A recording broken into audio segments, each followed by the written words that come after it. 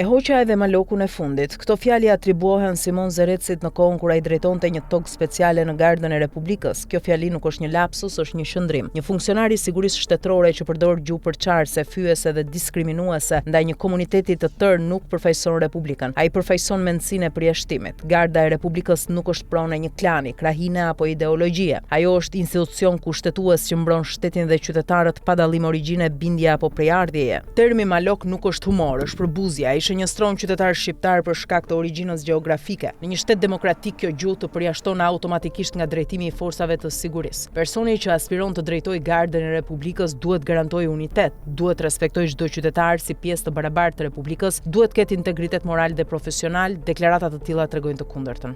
Dokumentet dhe denoncimet publike flasin për një figurë të shoqëruar me probleme serioze. Media ka raportuar për dosje dhune, shkelje disiplinore dhe lidhje të dyshimta. Këto fakte kërkojnë verifikim institucional, jo riciklim në poste të larta. Garda e Republikës mbron institucionet kushtetuese. Ajo nuk shërben për të larë hesapet e së shkuarës. Ajo nuk shërben për të imponuar urrëtie apo përçarje. Ajo nuk drejtohet nga njerëz që ndajnë qytetarët në tanët dhe jo tanët. Malsorët si të gjithë shqiptarët e tjerë janë pjesë e Republikës. Ata kanë derdhur gjak për këtë shtet. Ata paguajnë taksa, ata votojnë. Ata shërbejnë në ushtri dhe polici. Ti përjashtosh me gjuhë fyese do të thotë përjashtosh vetë kushtetutën. Një shtet që toleron gjuhë raciste në krye të forcave të sigurisë minon themelet e veta. Një qeveri që lejon rikthimin e figurave të tilla mban përgjegjësi politike dhe morale. Kjo nuk është çështje personale, është çështje shtetërore. Gardën e Republikës duhet ta drejtojë një njeri që bashkon, jo një njeri që ndan.